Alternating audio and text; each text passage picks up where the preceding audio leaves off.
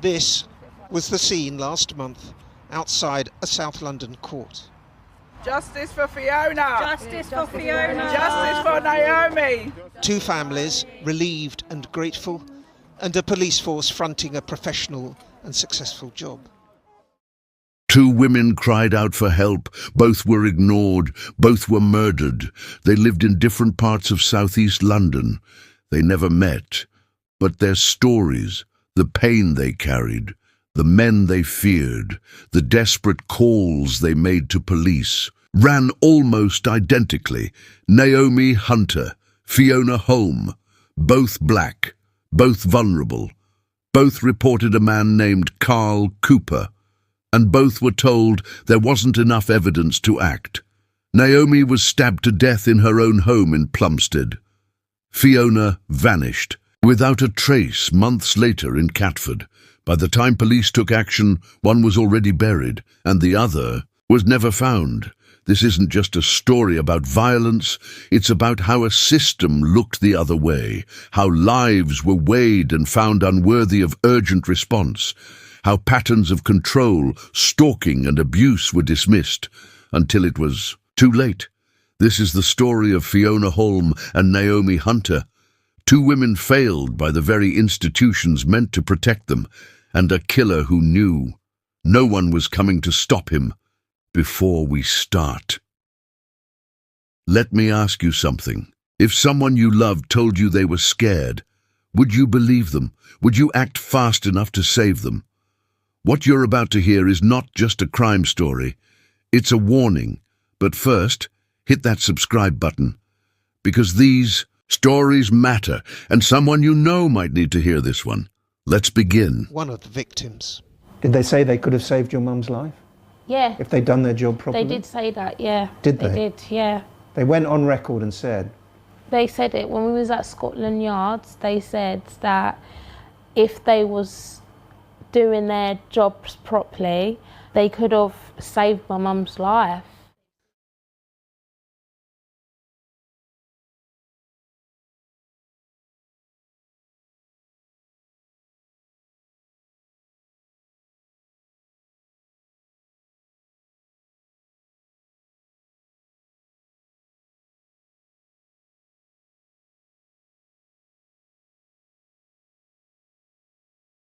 Naomi Hunter was 41 years old. She lived in Plumstead, southeast London, a tight-knit community just beyond the city's busy skyline. To those who knew her, Naomi was the life of every room, bright, driven, and full of compassion. Her family called her strong. Her friends called her dependable. She was the kind of woman who didn't just survive hardship. She fought through it, but behind closed doors, Naomi carried a weight she rarely spoke about. A man named Carl Cooper, her former partner, had once been part of her life, and he wouldn't let go. 48-year-old Fiona Holm lived just a few miles away in Catford. A mother of four, Fiona had faced her own battles, including autism and ADHD. But she channeled her energy into being a present, loving parent. Her daughter described her as someone who always made time to listen, even when she had nothing left to give. Fiona was thoughtful, soft-spoken, the kind of person who always put others first. Both women lived in southeast London, an area rich in culture, resilience, and diversity, but also one where policing has long been criticized for inconsistency and neglect, especially toward women of color. Carl Cooper was a common thread between them, a man with a known history of violence. Both Naomi and Fiona reported him to the police multiple times. They described abuse, threats, stalking, harassment. Naomi even told police she feared for her life. And Fiona? She confided to her family that she was scared enough to consider cutting contact entirely, but nothing changed. Naomi stopped going out as much. She began looking over her shoulder, even in her own neighborhood. Missing, why are you going to sell her Fiona clothes? became Or quieter. keep them in case She she's coming withdrew. back? She left the house less frequently and started hiding her plans, even from loved ones. There were signs, red flags, clear cries for help, but each time the system answered with silence. And in that silence, Carl Cooper was still watching. Yeah, she's a big part of my life and my kids' life. So yeah, it's hard.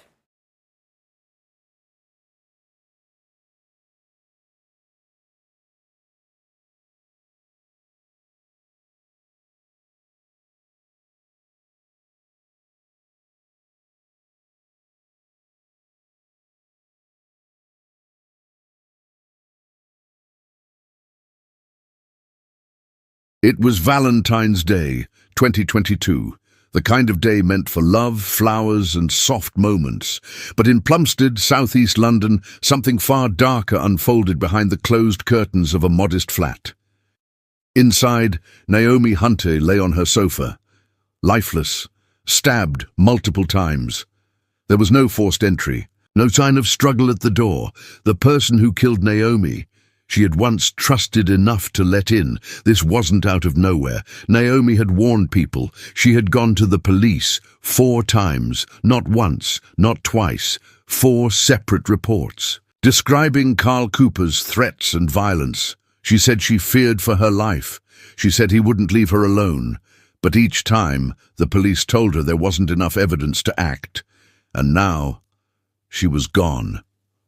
News of her death shattered her family. Her sister described her as brave but tired, always trying to handle things on her own because help, real help, never seemed to come. Across town, another woman was moving through her own storm. Fiona Home was last seen on June 20th, 2023, picking up something at an off-licence near Carl Cooper's flat in Catford. It was just another warm day in London. No one watching her walk down the street could have guessed it would be the last time anyone ever saw her. Her children waited. The phone didn't ring. Days passed. Then a week. And Fiona, who never went long without checking in, was simply gone. It was Fiona's daughter who reported her missing. She begged police to take it seriously. She told them her mother was vulnerable. She told them her mother had been scared. But officers labelled the case medium risk. That meant no urgency, no sirens, no public appeals. At that time, no one. Outside, her family seemed to notice that Fiona Home had disappeared into silence, and that silence gave Carl Cooper the time he needed to do what he had already done once before. After Naomi Hunter was found murdered, police arrested Carl Cooper. The man she had feared, the man she had named, but just days later they let him go. The official reason, lack of direct evidence. They had found blood on his coat, Naomi's blood, but Cooper claimed it came from a previous encounter, not the night of her murder. Prosecutors said it wasn't enough. No witnesses, no surveillance, no confession, just a man with excuses, and a system that accepted them.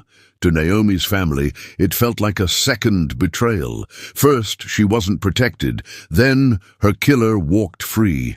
Months passed. Life continued. And Fiona Home, a woman who had never even met Naomi, unknowingly stepped into the same shadow. Her disappearance barely made the news. No press conferences, no public search.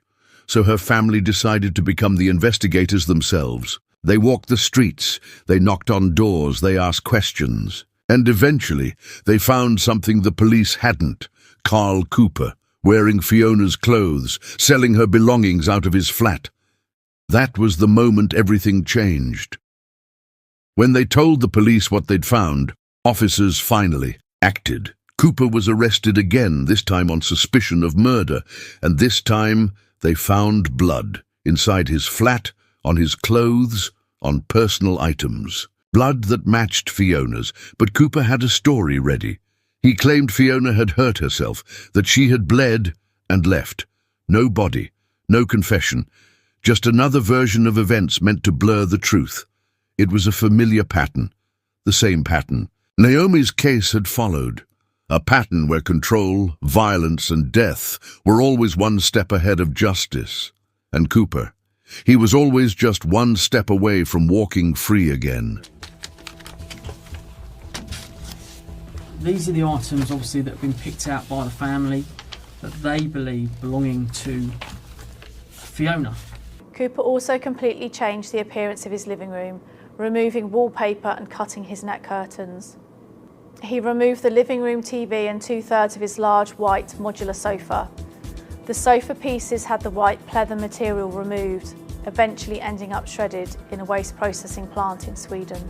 However, despite his efforts, forensic scientists found traces of Fiona's blood on his Wi-Fi router, television, the living room walls and on the net curtains. In June of this year, Carl Cooper appeared at Woolwich Crown Court accused of the murders of Naomi Hunt and Fiona Home and was found guilty. By now, one truth had become painfully clear. Carl Cooper didn't just hurt women, he controlled them, manipulated them, broke them down quietly over time. His history told the story no one had wanted to hear.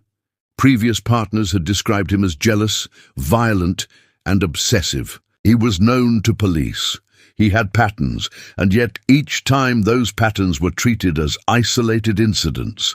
No one connected the dots. Naomi had tried to warn them. Fiona too.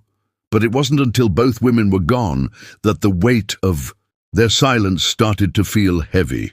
Then came a chilling revelation, one that might have changed everything if only someone had listened sooner before Fiona was ever officially declared missing. Someone called 999.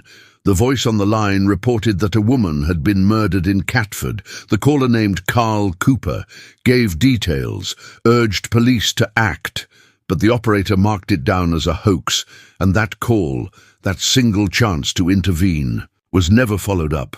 Meanwhile, inside Cooper's flat, something was changing. He painted the walls, got rid of furniture, threw away items that might have held fingerprints, DNA, or truth.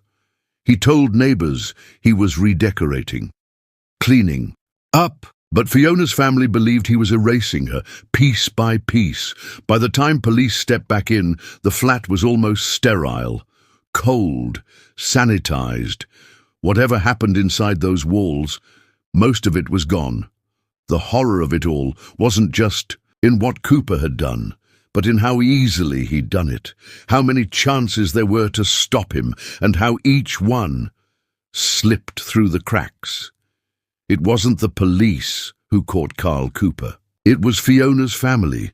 On July 11th, 2023, after weeks of unanswered calls, sleepless nights, and a desperate search with no help from authorities, Fiona's loved ones found him, standing in plain sight, at a local shop.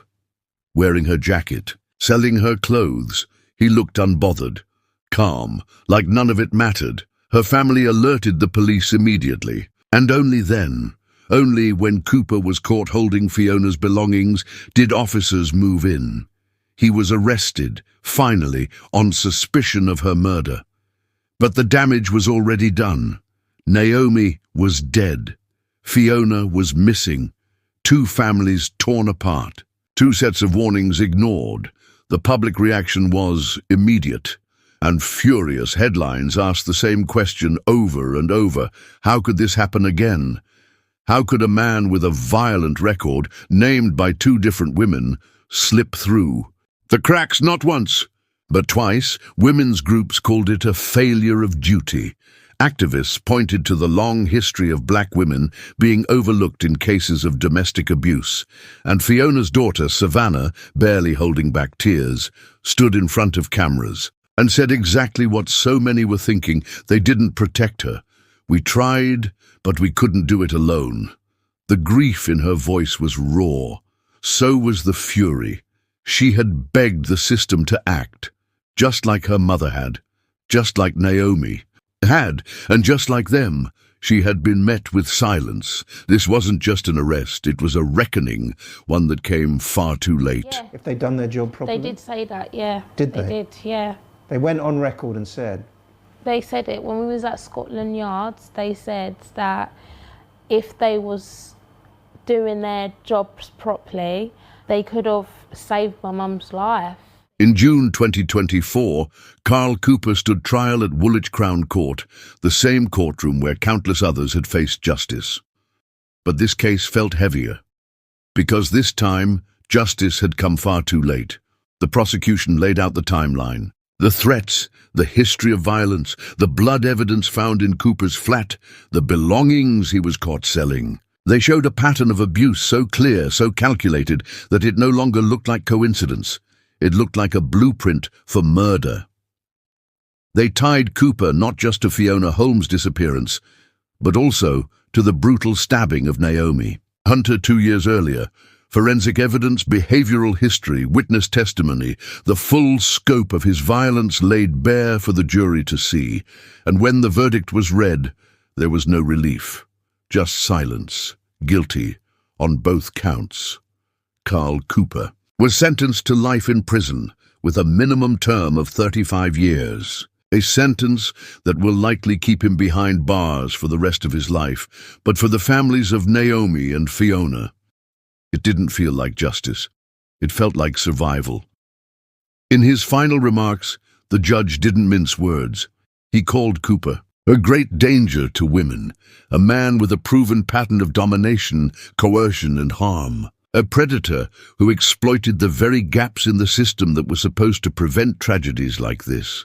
And in that courtroom, filled with tears, with photos of missing loved ones, with mothers clutching tissues and daughters gripping courtroom benches, the reality sank in. Yes, Carl Cooper had finally been stopped, but only after 2 women had died to make it happen.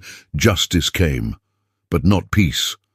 To this day, Fiona Holmes' body has never been found. Her children wake up not knowing where she is, not knowing what exactly happened in those final moments. They carry her absence like a shadow. Birthdays, holidays, ordinary mornings. There is always something missing. Fiona's daughter, Savannah, still speaks publicly, not because she wants to, but because she has to, because silence is what killed her mother, and she refuses to let it bury her memory too. But their fight for answers has become a fight for accountability. Because this wasn't just one failure, it was a series of them. As public outrage swelled, investigations began into the officers who had handled Naomi and Fiona's cases. 4 members of the Metropolitan Police are now under formal review for misconduct, for ignoring threats, for downplaying reports, for dismissing a 999 call that may have saved a life. And for families like Naomi's and Fiona's, those investigations are not enough. They want systemic change. A system that doesn't label vulnerable women as medium risk. A system that acts when someone says, "I'm afraid." A system that doesn't wait for a body before it starts to care. The deaths of Naomi Hunter and Fiona Holmes have become more than headlines, more than statistics. They are now cautionary tales, reminders of what happens when cries for help are met with indifference. Their stories have ignited national conversations about domestic abuse, about how we treat black women, about the cost of not believing victims the first time they speak. And so their legacy is not just one of loss. It's a call to protect, a call to believe, a call to never ever let another warning go unheard. Carl Cooper appeared at Woolwich Crown Court accused of the murders of Naomi Hunt and Fiona Holmes and was found guilty. He was sentenced to 35 years in prison. We continue to investigate the possibility that Cooper had help to remove Fiona's body. We are appealing to the public. If you have any information about where Fiona may be, please get in touch with the police or Crime Stoppers. It was just so hard. There's no words for it. It still is hard, even though that we've got justice. It feels like we haven't got full justice. In the end, this wasn't just a story about violence. It was a story about warnings ignored, about systems that stayed silent, about 2 women who did everything right and still weren't saved. Naomi Hunter asked for help. Fiona Holmes begged for safety. And in both cases, the response came too late, or not at all. So ask yourself, if you had known them, would you have seen the signs? Would you have believed them the first time they said, "I'm scared"? Would you have fought harder, shouted louder, acted sooner? Because sometimes what we dismiss as drama is actually a cry for protection. Naomi and Fiona should still be here. Their children should not be grieving, and their families should not have to carry the weight of proving their worth after death. Let their names be more than footnotes. Let their stories be a warning. Let their silence be the last. If you or someone you know is experiencing domestic abuse, please don't. Reach out. Help is available. In the UK, contact the National Domestic Abuse Helpline at 0808 2000 247. You are not alone, and if this story moved you, subscribe. Because on this channel, we don't just tell stories, we uncover truths that should never be buried. She's coming back. Or say, "Oh, your sister's left some stuff here, do you want to take them?" Why are you going to sell them? So I just knew then, like, she's not coming back. Oh, zippy.